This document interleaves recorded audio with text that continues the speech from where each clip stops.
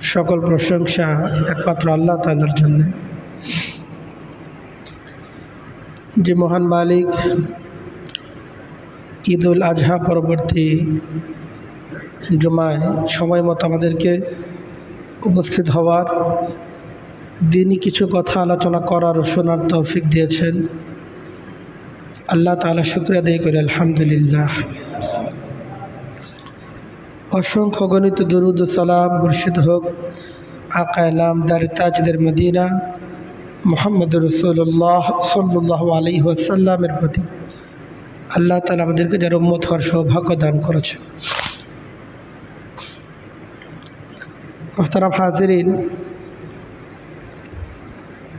ঈদ উল আজহার যে কুরবানি আমরা জানি 10, 11, 12 তারিখ সূর্যাস্ত পর্যন্ত জিলহজের কুরবানি আদায় করা যায়। ঈদ উল আজহার এই নির্দিষ্ট দিনগুলোতে আল্লাহ তাআলার পক্ষ থেকে বান্দার জন্য মেহমানদারি, কাজে এই দিনগুলোতে রোজা রাখা কারোর জন্য বৈধ না। ঈদের দিনগুলোতে ঈদ উল ফিতরের দিন এবং ঈদ উল আজহার দিন বলতে একেবারে 3 দিন, এই দিনগুলোতে রোজা রাখা এটা হারাম, জায়েজ নেই। তো আল্লাহ তাআলার পক্ষ থেকে মেহমানদারি আমরা গ্রহণ করেছি, এখনও এই মেহমানদারি ঘরে ঘরে চলমান আছে, আলহামদুলিল্লাহ।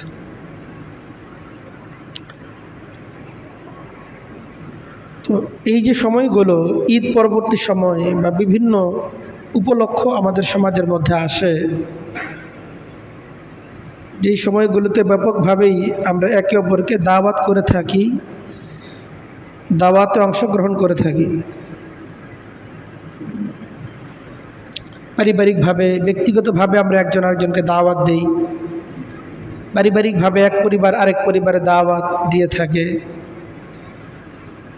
আবার সামাজিক কিছু অনুষ্ঠান আয়োজন থাকে, অনেক পরিবার যেখানে অংশগ্রহণ করে থাকে, নানা শ্রেণী পেশার মানুষের মিলন মেলা হয়ে থাকে।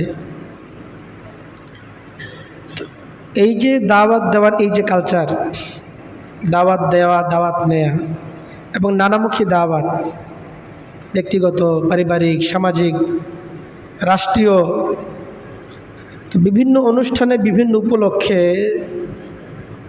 দাওয়াত দেওয়ার রেওয়াজ আমাদের মধ্যে আছে এবং এই সমস্ত দাওয়াতগুলোকে আমরা গ্রহণও করে থাকি।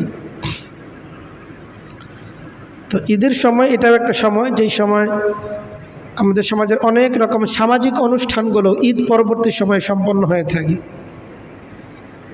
অনেক বিবাহ পরবর্তী অনুষ্ঠান, ওলিমার অনুষ্ঠান, এই সকল অনুষ্ঠানগুলো ঈদ পরবর্তী সময়ে ব্যাপকভাবে হয়ে থাকে।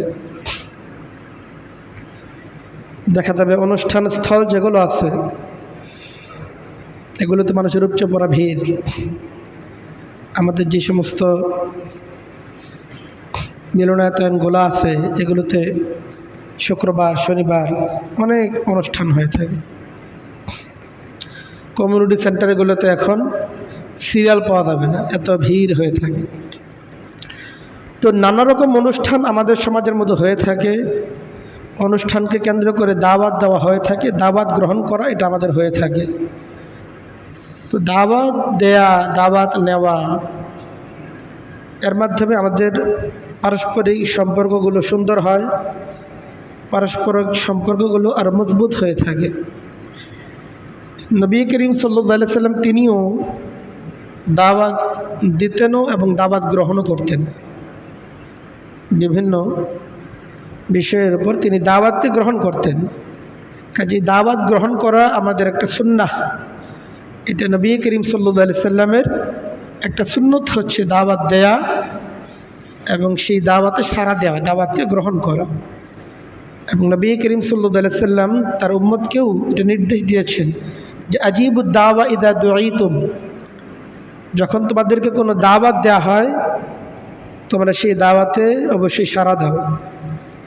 এদের কেউ যদি দাওয়াত দেয় তাহলে সেই দাওয়াতে সাড়া দেওয়াটা নবীর সুন্নাহ এবং নবীর এটা নির্দেশ।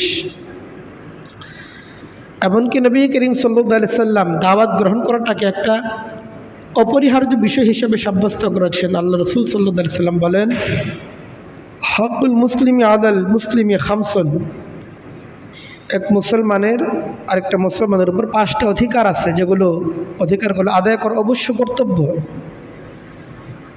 এর মধ্যে একটা হলো রদ্দুস সালাম, যদি সালাম দেয় কেউ তাহলে সেই সালামের জবাব দেওয়া, এটা অপরিহার্য দায়িত্ব। বা ইয়াদাতুল মারিদ, কেউ যদি অসুস্থ হয় তাকে দেখতে যাওয়া, তার সেবা করতে যাওয়া, এটা একটা গুরুত্বপূর্ণ জিম্মাদারি মুসলমানের উপর। ইত্তেবাউল জানাইজ, কোনো মুসলিম যদি মৃত্যুবরণ করে তো তার জানাজায় অংশগ্রহণ করা অপরিহার্য দায়িত্ব। আরেকটা হচ্ছে ইজাবাতুদ দাওয়াহ, কোনো ব্যক্তি যদি কাউকে দাওয়াত দেয় সেই দাওয়াতকে গ্রহণ করা, এটা অপরিহার্য একটা দায়িত্ব। পঞ্চম আরেকটা কথা বলেছেন, ওয়াতাসমিতুল আতিস, কেউ যদি হাঁচি দেয় তো হাঁচির জবাব দেওয়া। তো দাওয়াত নবী করিম সাল্লাল্লাহু আলাইহি সাল্লাম নিজে গ্রহণ করেছেন, সাহাবায়ে কেরাম এবং তার উম্মতকে দাওয়াত গ্রহণ করতে বলেছেন, এবং দাওয়াত গ্রহণ করাটাকে একটা অপরিহার্য ঈমানি দায়িত্ব হিসাবে আল্লাহ রসুল সাল্লাল্লাহু আলাইহি সাল্লাম সাব্যস্ত করেছেন। এবং কেউ যদি কাউকে দাওয়াত দেয় কোনোরকম মাজুরি ছাড়া, কোনোরকম উযর ছাড়া, সেই দাওয়াত গ্রহণ না করাটাকে নবীজি একটা অপরাধ হিসেবে গণ্য করেছেন। উযর যদি থাকে তাহলে গ্রহণ না করার সুযোগ তো আছে, কিন্তু কোনো উযর নাই, সমস্যা নাই, এত সত্ত্বেও দাওয়াত গ্রহণ করা হচ্ছে না, এটাকে নবী করিম সাল্লাল্লাহু আলাইহি সাল্লাম একটা অপরাধ হিসাবে সাব্যস্ত করেছেন। আল্লাহ রসুল সাল্লাল্লাহু আলাইহি সাল্লাম বলেন, মান লাম ইউজিবি দাওয়া ফাকাদ আসাল্লাহ ওয়া রাসূলাহ, কাউকে দাওয়াত দেওয়া হইল, দাওয়াত গ্রহণ করার ক্ষেত্রে তার কোনো বাধা নাই, সমস্যা নাই, এত সত্ত্বেও সে দাওয়াতকে গ্রহণ করলো না, সেই জন্য ফাকাদ আসাল্লাহ ওয়া রাসূলাহু, সেদিন আল্লাহ এবং রসুলের নাফরমানি করল। কত বড় কথা! তাহলে বোঝা যাচ্ছে যে দাওয়াত গ্রহণ করাটা এটি ইসলামের দৃষ্টিতে অত্যন্ত গুরুত্বপূর্ণ, এটা জিম্মাদারি। একজন মুসলিমের একটা গুরুত্বপূর্ণ জিম্মাদারি হচ্ছে কেউ যদি তাকে দাওয়াত দেয় সেই দাওয়াতকে গ্রহণ করা।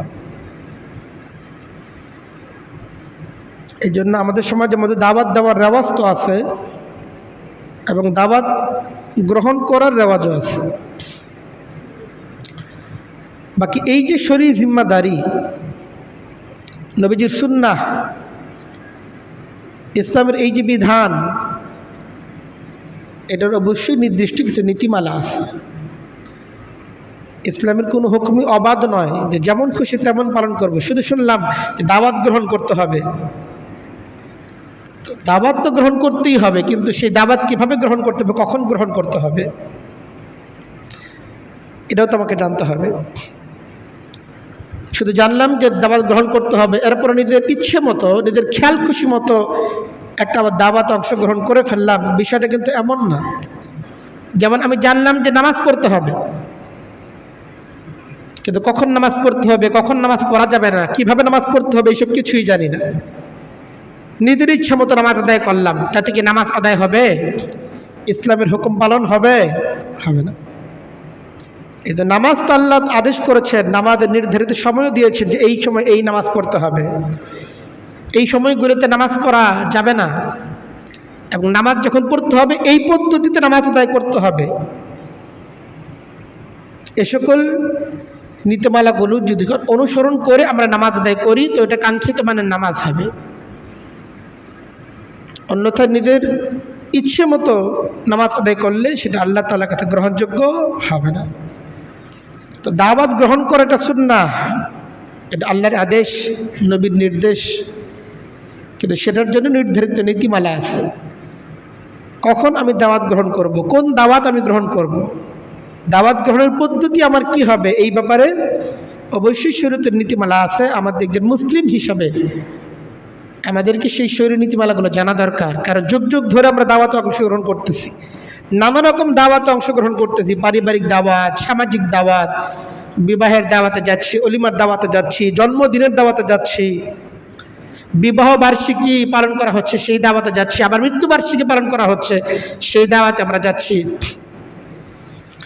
আবার রাষ্ট্রীয় বিভিন্ন রকম অনুষ্ঠান হয়, সেই সমস্ত দাওয়াতে অনুষ্ঠানে আমরা অংশগ্রহণ করতেছি, এটাও দাওয়াতের একটা অংশ, সামাজিক বা রাষ্ট্রীয়। এমনকি আমাদের সমাজে যারা অমুসলিম যারা বসবাস করেন, তারাও তাদের বিভিন্ন রকম ধর্মীয় অনুষ্ঠান কিংবা তাদের অনেক সামাজিক অনুষ্ঠানে পর্যন্ত মুসলিমদেরকে দাওয়াত দিয়ে থাকে, দেয় না? যারা ব্যবসায়ী আছে তাদের হালখাতা হয়, ওইখানে অনুষ্ঠানে দাওয়াত দেয়। কেউ মারা গেলে শ্রাদ্ধের অনুষ্ঠান হয়, সেখানে দাওয়াত দেওয়া হয়। আর বিবাহ টিবাহ এগুলো তো ব্যাপকভাবেই দাওয়াত দেওয়া হয়ে থাকে, মুসলমানরা ব্যাপকভাবে সেগুলোতে অংশগ্রহণ করতেছে। একজন মুসলিম কখন একটা দাওয়াতকে গ্রহণ করতে পারবে আর কখন দাওয়াতকে গ্রহণ করতে পারবে না, এ ব্যাপারে শরীয়তে সুস্পষ্ট নির্দেশনা আছে। যেমন খুশি তেমনভাবে দাওয়াতে অংশগ্রহণ একজন মুসলিম অন্তত করতে পারে না। তো দাওয়াত গ্রহণ করার ক্ষেত্রে সবচেয়ে গুরুত্বপূর্ণ যে বিষয়, সেটা হচ্ছে এই যে লক্ষ্য করতে হবে সেই দাওয়াতের উপলক্ষ আসলে কি। যে দাওয়াতে আমাকে দেওয়া হচ্ছে, যে অনুষ্ঠানের জন্য আমাকে আহ্বান করা হয়েছে, সেই অনুষ্ঠানের উপলক্ষ কি। উপলক্ষটাই যদি অবৈধ হয়, উপলক্ষটাই যদি অবৈধ হয়, শরীয়তের নীতিমালায় যদি উত্তীর্ণ না হয়, এই দাওয়াতে কোনো মুসলমান অংশগ্রহণ করতে পারবে না। যেমন ভিন্ন ধর্মাবলম্বীদের কোনো ধর্মীয় অনুষ্ঠান, হিন্দুদের পূজার অনুষ্ঠান বা খ্রিস্টানদের বড়দিনের অনুষ্ঠান, অমুসলিমদের কোনো ধর্মীয় অনুষ্ঠানে একজন মুসলিম কখনোই অংশগ্রহণ করতে পারবে না। এ বিষয়ে আমরা বিস্তারিত আলোচনা ইতিপূর্বে করেছি আমরা, যে অমুসলিমদের ধর্মীয় অনুষ্ঠানে অংশগ্রহণ করার ক্ষেত্রে ইসলামের নীতিমালা কী, বিস্তারিত আলোচনা আমরা করেছি।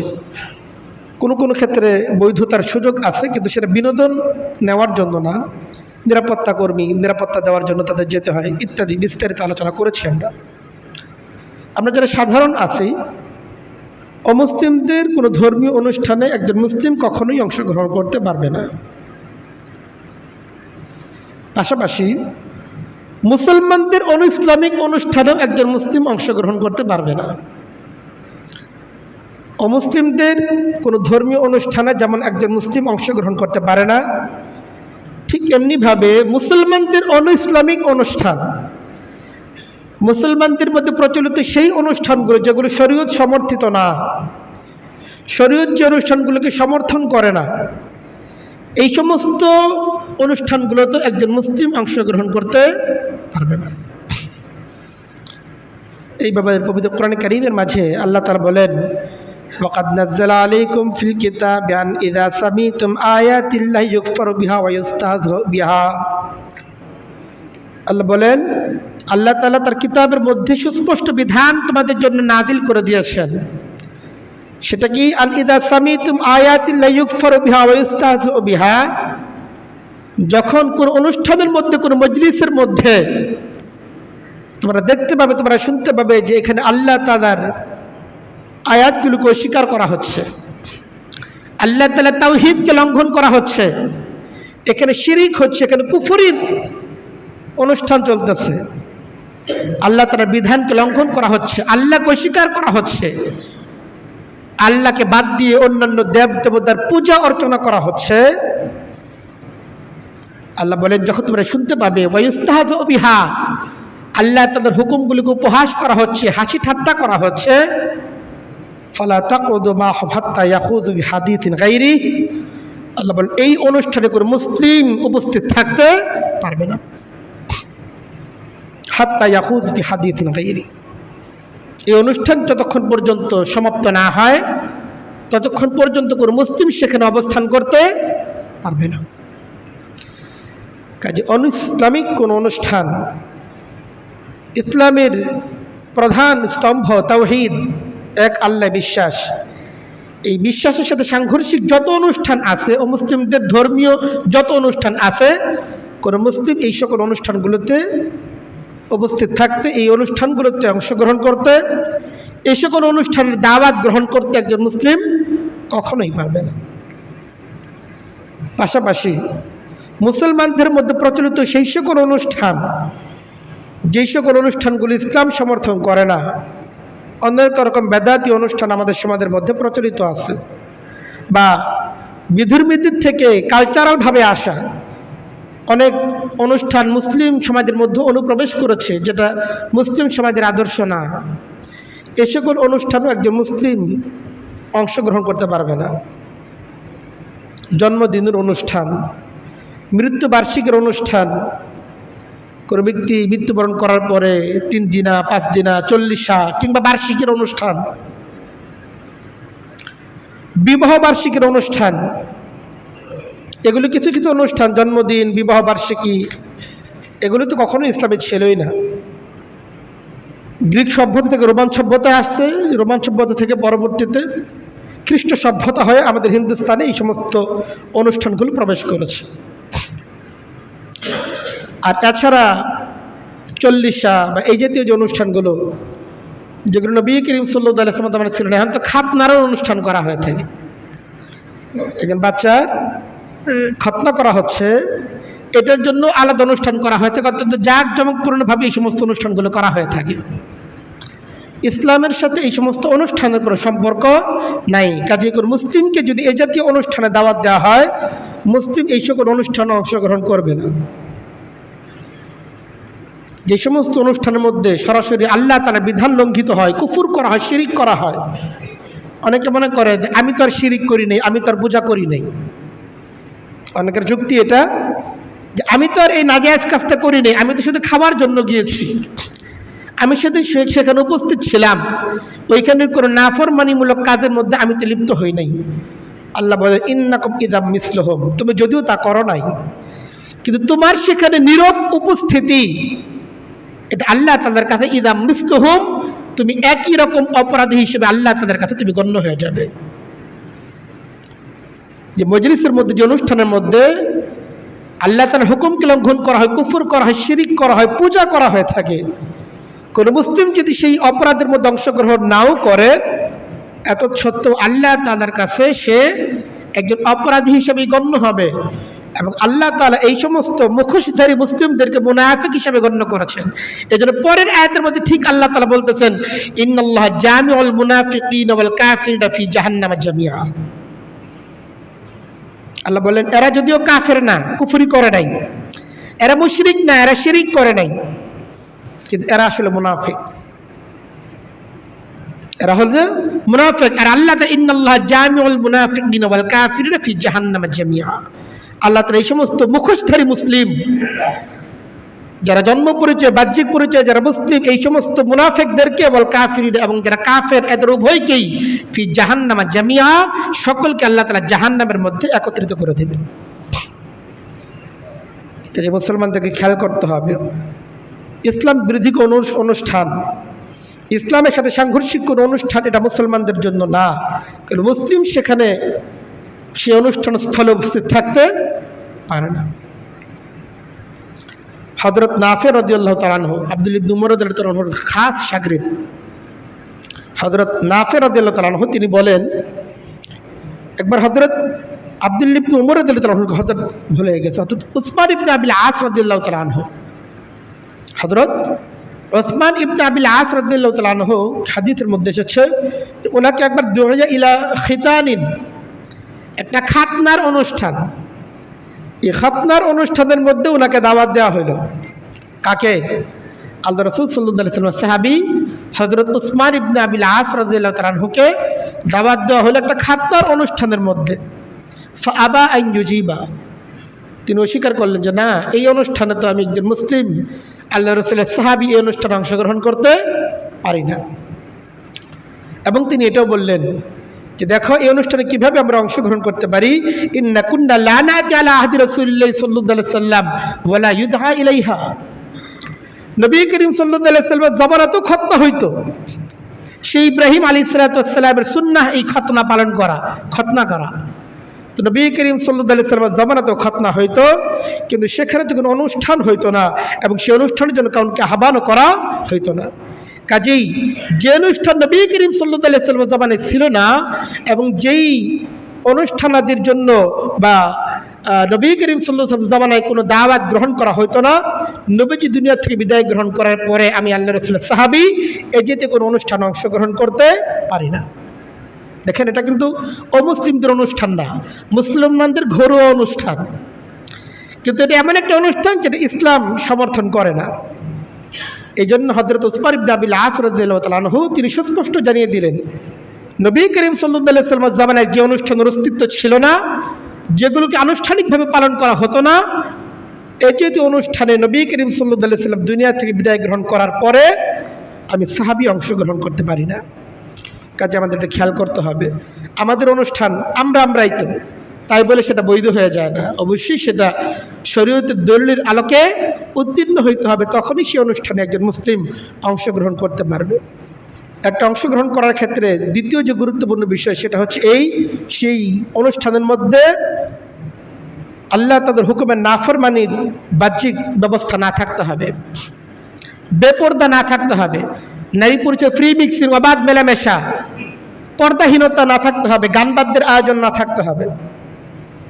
যে অনুষ্ঠানের মধ্যে বেপর্দা আছে, নারী পুরুষের অবাধ চলাফেরা আছে, কোনো পর্দার কোনো বালাই নাই, যে অনুষ্ঠানের মধ্যে গান বাজতেছে, বাদ্যযন্ত্র বাজতেছে, সে অনুষ্ঠানের মধ্যে একজন মুসলিম অংশগ্রহণ করতে পারে না। অনেকে মনে করে না, ওদের সমাজ নিয়ে তো চলতে হবে, কি করা যাবে, আত্মীয় স্বজনের ব্যাপার, অনুষ্ঠানে কি না যাওয়া যায়? আপনার সমাজ নিয়ে চলতে হবে, আল্লাহ এবং তার রাসূলের হুকুম নিয়ে কি চলতে হবে না? আল্লাহ এবং তার রাসূলের হুকুমকে বাদ দিয়ে যে সমাজ দিয়ে চলতে হবে, সেই সমাজকে ছুঁড়ে ফেলে দেন। আল্লাহ এবং তার রাসূলের হুকুমকে অগ্রাধিকার দেন, আল্লাহ এবং তার রাসূলের যে সন্তুষ্টি সেইটাকে অগ্রাধিকার দেন। আল্লাহ এবং রাসূলকে সন্তুষ্ট করার পরে যদি কাউকে সন্তুষ্ট করা যায় তো সেটা অংশগ্রহণ করা যাবে, কিন্তু আল্লাহ এবং তার রাসূলের হুকুমকে অমান্য করে, আল্লাহ এবং তার রাসূলকে অসন্তুষ্ট করে সারা দুনিয়ার কারো সন্তুষ্টির মুসলমান পরোয়া করতে পারে না। কাজে এই বিষয়টা খেয়াল করতে হবে। আজকে মুসলমান অনেকে দেখা যায় না ব্যক্তিগতভাবে দিনদার মানুষ, এমনকি অনেক মহিলা দেখা যায় স্বাভাবিকভাবে বোরকাও পরতেছে, কিন্তু যখনই কোনো বিবাহ সাদীর অনুষ্ঠান আসে তখন মুসলমানের ইসলাম আর থাকে না, সেখানে পর্দার কোনো বালাই থাকে না। যে মেয়েগুলো সাধারণভাবে বোরকা পরে, কোনো বিয়ে শাদী ইত্যাদির অনুষ্ঠান রাখলে তারা বোরকা ছেড়ে দিচ্ছে, এ কি অবস্থা! এবং ব্যাপকভাবে যারা দিনদার হিসেবে পরিচিত এই সমস্ত ব্যক্তিরা সেখানে অংশগ্রহণ করতেছে, পারিবারিক চাপে, আত্মীয় স্বজনের চাপে তারা নিরীহ, নিজেদেরকে নিরুপায় মনে করতেছে। ন্যূনতম সেটার প্রতিবিধান করার প্রয়োজন আছে, সেটা বিরোধিতা করার প্রয়োজন আছে, বিকল্প কিভাবে এদেরকে রোধ করা যায় এই প্রয়োজনীয়তাও তারা অনুভব করতেছেন। এটা নিয়ে কোনো আলোচনাও হইতেছে না, বড় দুঃখজনক ব্যাপার। একটা বিয়ে শাদীর অনুষ্ঠানের মধ্যে গেলে বোঝাই যায় না যেটা কি কোনো মুসলমানদের অনুষ্ঠান না কোনো মুসলিমদের অনুষ্ঠান। বাহ্যিকভাবে বোঝার কোনো বর্তমানে উপায় থাকে না। আপনি আজকে অনেক সমস্ত অনুষ্ঠানগুলো গিয়ে দেখেন, নারী পুরুষের যে অবাধ মেলামেশা, গান বাদ্যের যে ঢাকঢোল পিটানো হচ্ছে, এগুলোতে দেখে বোঝার উপায় নাই যেটা মুসলমানদের অনুষ্ঠান, অথচ বাস্তবে মুসলমানদের অনুষ্ঠান। তো যে অনুষ্ঠানের মধ্যে এইভাবে বেপর্দা থাকবে, যে অনুষ্ঠানের মধ্যে পর্দার বিধান লঙ্ঘিত হবে, যে অনুষ্ঠানের মধ্যে গান বাদ্যর বাজবে, সেই অনুষ্ঠানের মধ্যে কোনো মুসলিম অংশগ্রহণ করতে পারে না। হযরত নাফি রাদিয়াল্লাহু তাআলা আনহু বলেন, আব্দুল্লাহ ইবনে উমর রাদিয়াল্লাহু তাআলা আনহু একবার এক জায়গায় যাচ্ছিলেন, তো গিয়ে গানের আওয়াজ শুনতে পেলেন। সামিআ মিজমারান, তার কানের মধ্যে বাঁশির আওয়াজ এলো। আব্দুল্লাহ ইবনে উমর রাদিয়াল্লাহু তাআলা আনহু নবীজির অত্যন্ত প্রিয় একজন সাহাবী, ছোট্ট সাহাবী ছিলেন। তো ওনার কানের মধ্যে যখন গানের আওয়াজ এলো, ওয়াযা ইসবাগাইহি ফি আলা উযুনাইহি, তিনি তাড়াতাড়ি কানের মধ্যে আঙ্গুল দিলেন। ওয়াদআনি তারিকি, ওই জায়গা তিনি ত্যাগ করলেন, দূরে গিয়ে দাঁড়ালেন। এরপর হযরত নাফিকে জিজ্ঞেস করছেন, এই নাফি, এখনো কি কিছু শোনা যায়? ওই আওয়াজটা কি এখানে এখনো আসে?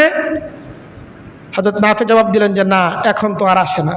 তখন তিনি কান থেকে আঙ্গুল সরালেন এবং তিনি বললেন, কুনতু মা রাসূলিল্লাহি সাল্লাল্লাহু আলাইহি সাল্লাম, নবী করিম সাল্লাল্লাহু আলাইহি সাল্লামের সাথেও আমি একদিন ছিলাম। ফাসামিআ, তো নবী করিম সাল্লাল্লাহু আলাইহি সাল্লামের কানেও এমন একটা আওয়াজ আসছিল, বাদ্যের আওয়াজ নবী করিম সাল্লাল্লাহু আলাইহি সাল্লামের কানে এসেছিল। তো নবী করিম সাল্লাল্লাহু আলাইহি সাল্লাম তাই করেছেন, মিসলা হাযা, আমি যেমনটা করলাম আজকে তোমার সামনে, নবী করিম সাল্লাল্লাহু আলাইহি সাল্লাম তখন এমনটাই করেছিলেন। তো দেখেন, আব্দুল্লাহ ইবনে উমর রাদিয়াল্লাহু তাআলা নবীজির নির্দেশ শোনাচ্ছেন যে গান বাদ্য বাজতেছিল, নবীজি সেই মসজিদে তারা থাকেন না, সেখান থেকে চলে গেছে। তো কোনো মজলিসের মধ্যে যদি এমন গান বাদ্য বাজে, সেই মজলিস মুসলমানদের মজলিস না, কোনো মুসলিম সেখানে আর থাকতে পারে না। এই ব্যাপারে আপোষহীন হইতে হবে। এই ব্যাপারে নিজেকে নিরীহ বা নিরুপায় মনে করার কিছু নাই। এই নিরুপায়ের অজুহাত আল্লাহ তাদের কাছে আপনি উপস্থাপন করতে পারবেন না। উপস্থাপন করতে পারলেও সেই অজুহাত গ্রহণযোগ্য কোনোভাবেই হবে না। কে আপনাকে নিরুপায় করলে এখানে থাকতে? কে আপনাকে বাধ্য করছে এখানে থাকতে? আপনি চলে গেলে কে আপনার মেরে ফেলবে? কাজে এটা বুঝতে হবে যে কোনো অনুষ্ঠানের মধ্যে যদি আমার গান বাজতে থাকে, সে অনুষ্ঠান থাকা যাবে না।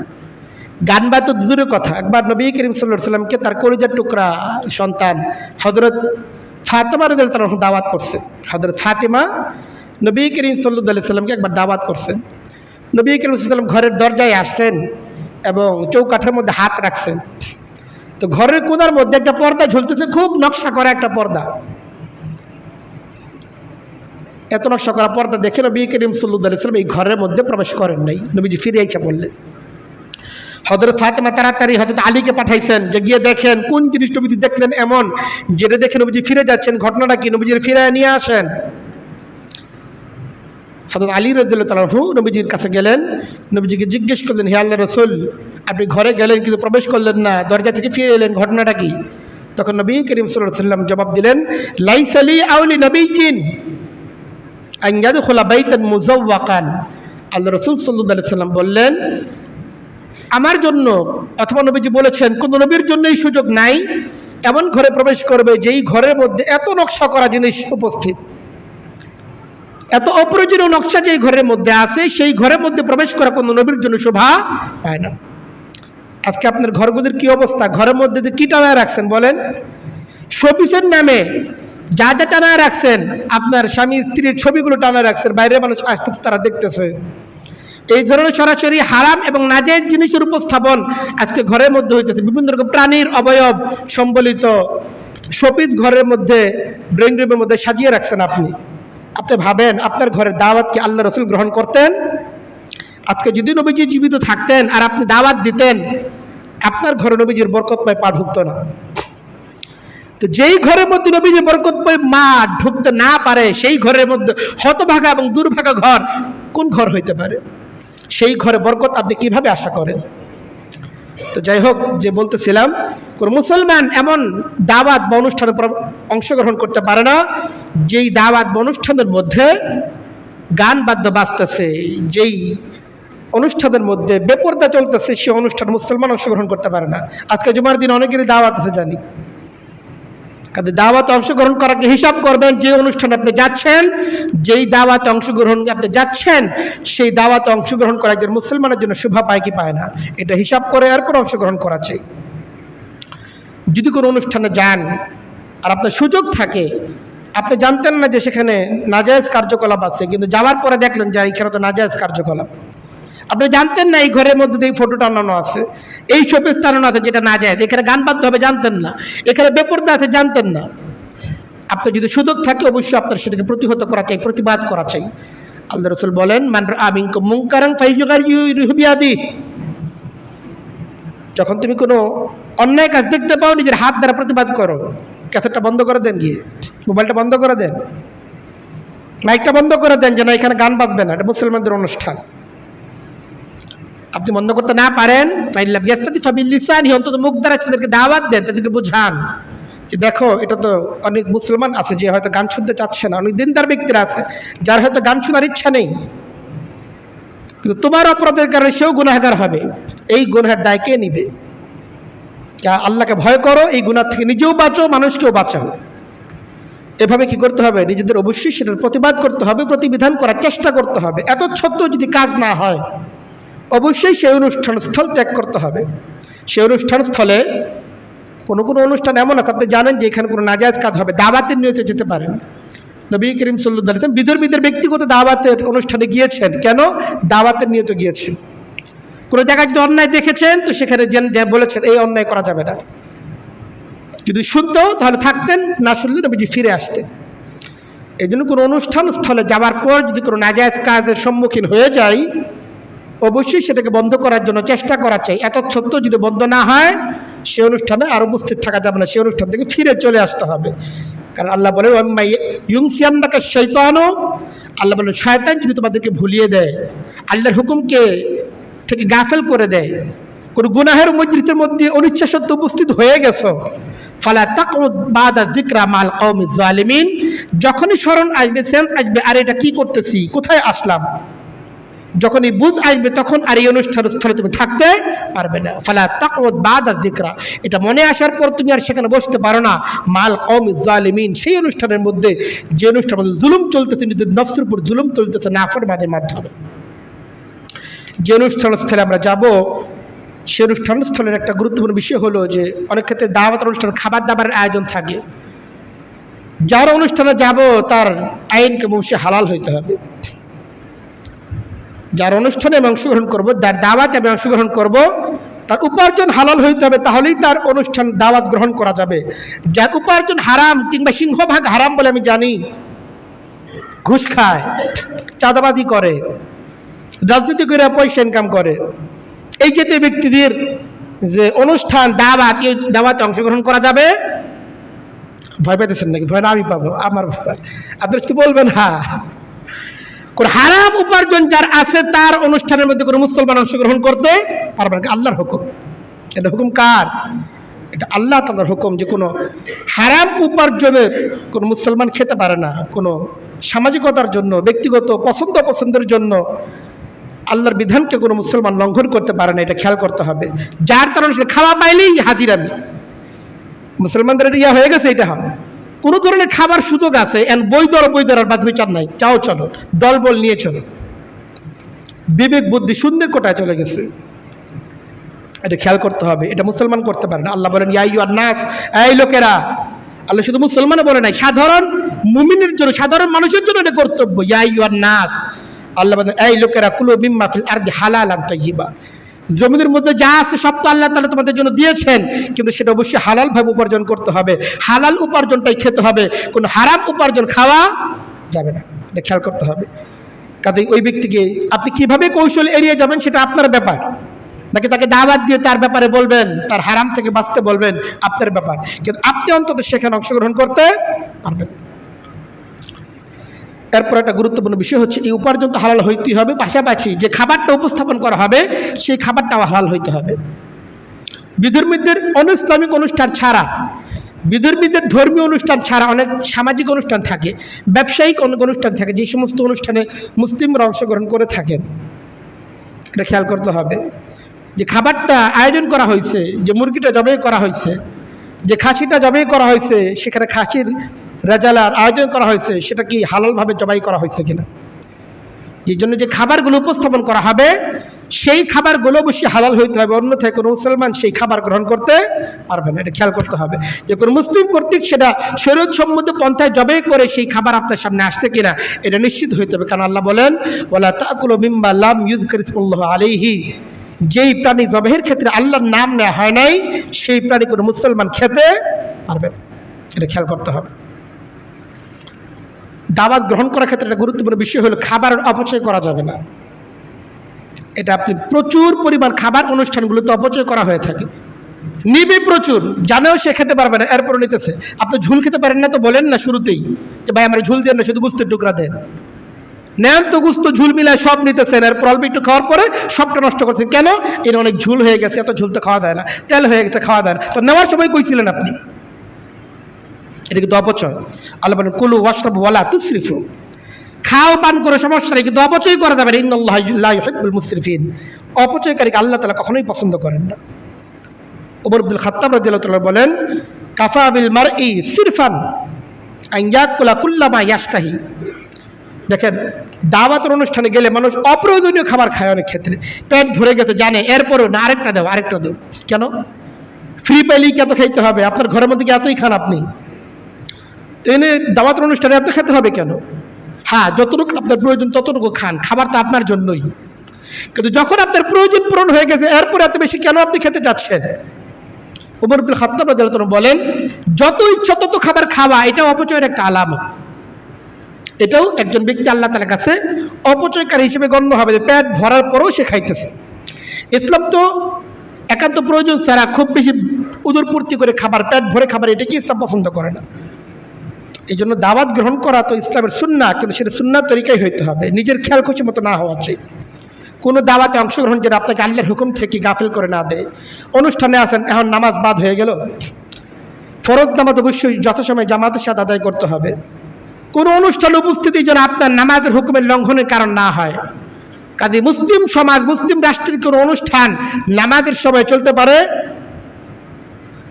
যে কোনো মিলিটারি অনুষ্ঠান হোক, সামাজিক অনুষ্ঠান হোক কিংবা রাষ্ট্রীয় অনুষ্ঠান হোক, নামাজের আজান হয়ে গেছে, অনুষ্ঠান স্থগিত হয়ে যাবে, যে ঠিক আছে বাকি অনুষ্ঠান ইনশাআল্লাহ নামাজের পরে হবে, নামাজের সময়টা বিরতি। কিন্তু নামাজের সময় কোনো অনুষ্ঠানের মাইক চলতে পারবে না। সকলকে নামাজের সুযোগ দিতে হবে এবং সকলের নামাজ উপস্থিতি নিশ্চিত করতে হবে, এমন যেন না হয় অনুষ্ঠানের ভোগ বিলাসের মধ্যে আল্লাহর হুকুম থেকে আমরা গাফিল হয়ে গেলাম। এটা কখনোই হওয়া যাবে না।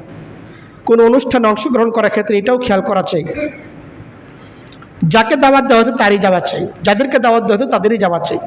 দাওয়াত দেওয়া হয়েছে আমাকে, আমি আমার ছেলের সহ চলে আসলাম, এটা কেমন কথা? এটা ইসলাম সমর্থন করে না। যখন দাওয়াত দেওয়া হয়ে থাকে, যাদেরকে দাওয়াত দেওয়া হয়েছে শুধুমাত্র তাদেরই অংশগ্রহণ করার সুযোগ আছে। আপনার সাথে যদি বাড়তি লোক থাকে, আপনি অবগত করতে হবে যে আমার বাসায় তার একজন মেহমান আছে, আমার সাথে এক বন্ধু আছে, সে কি আসতে পারবে কিনা। যদি অনুমতি দেওয়া হয় তাহলেই শুধু সে উপস্থিত থাকতে পারবে।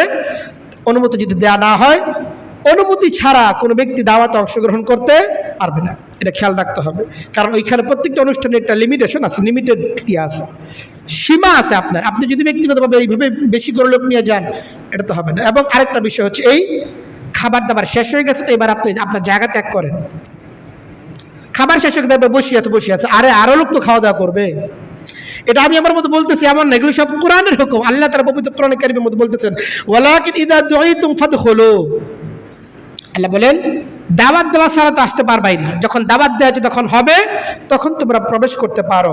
ওয়াইদা তুঈমতুম ফান্তাশিরু, খাবার যখন শেষ হয়ে যায় তখন তোমরা স্থান ত্যাগ করো। কারণ এখানে বাড়িওয়ালা যারা আছে, যারা আয়োজন করছে, তাদেরও তো খাবারের প্রয়োজন আছে, তাদের ব্যক্তিগত প্রয়োজন আছে। আপনি খাবারের পর লম্বা সময় ওই যে খাবার জায়গায় বসে রয়েছেন, এখন আরেকটা বেচ খাবে, কাজে অবশ্যই কালক্ষেপণ না করা চাই। আপনার খাবারের যে দাওয়াত আপনাকে দেওয়া হয়েছে বা যে দাওয়াতটি আপনাকে দেওয়া হয়েছে, সেই দাওয়াতের মূল কার্যক্রম শেষ হয়ে গেছে, তো আপনাকে স্থান ত্যাগ করে অন্য স্থানে বসতে হবে। এটা আল্লাহ তাআলার হুকুম, এটা দিকে খেয়াল করতে হবে। কোনো দাওয়াত অনুষ্ঠানে অংশগ্রহণ করার পরে যারা দাওয়াত দাতা, তাদের জন্য দোয়া করা চাই। খাবারের শেষে তাদের জন্য অবশ্যই দোয়া করা, আল্লাহুম্মা আতঈমান আতআবানা ওয়াসকিমান সাকানা ওয়া জাআলানা মুসলিমিন। এছাড়াও হাদিসের মধ্যে বিভিন্ন রকম দোয়া নবী করিম সাল্লাল্লাহু আলাইহি ওয়াসাল্লাম থেকে বর্ণিত আছে, ওই সমস্ত যে কোনো দোয়া করা যায়। যারা দাওয়াত দিয়েছেন তাদের এটা হক, তাদের জন্য খাবারের শেষে দোয়া করা। পাশাপাশি প্রত্যেকটা মজলিসের মধ্যে এমন করে মজলিস মুসলমানদের না হওয়া চাই যেই মজলিসের মধ্যে আল্লাহকে স্মরণ করা হয় নাই, নবীর উপর দুরূদ শরীফ পড়া হয় নাই। নবী করিম সাল্লাল্লাহু আলাইহি ওয়াসাল্লাম বলেন, মা জালাসা কওমুন মাজলিসান লাম ইয়াযকুরুল্লাহ ফীহি ওয়া লাম ইউসাল্লু আলা নাবিয়্যিহিম ইল্লা কানা আলাইহিম তিরাতান।